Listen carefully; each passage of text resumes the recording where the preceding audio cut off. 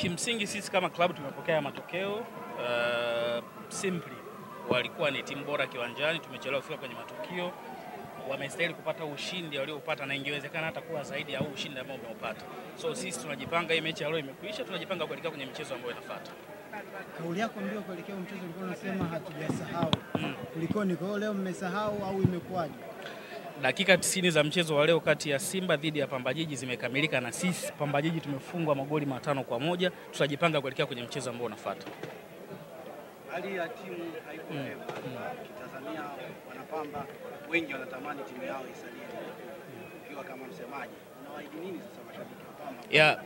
Ya hilo ni kweli, wala sio jambo la siri. Technical staff, players, management wanajua kwamba hali tuliyokuepo nao sio nzuri.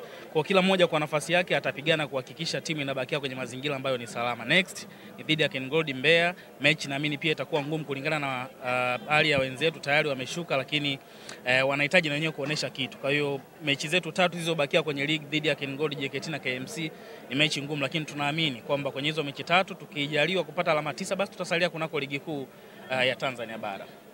Pressure ikoje kwa mashabiki wa Mwanza kwa sababu muda sio mrefu umekuwa kupanga.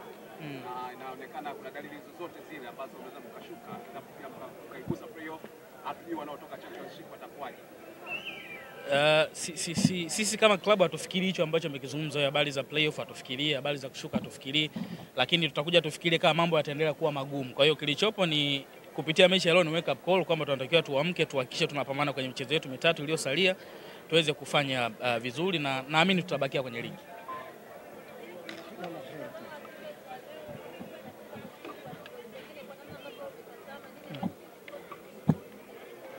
Against Giant unatakiwa kuwa smart kichwani. Tulikosa au tulipungukiwa vitu vingi sana vya usmart kichwani. Tulichelewa kufika kwenye matukio, second balls nyingi walizishinda wao. Tulishindwa kukaa kwenye mianya ambako mipira ingeweza kupita, tulishindwa kuzuia hizo nafasi. Kwa hiyo kifupi ndio maana nimesema kwa leo, wala sihitaji kutumia nguvu na lugha kubwa. Leo Simba walikuwa timu bora kiwanjani, ndio maana wametuadhibu hiki ambacho wamekifanya.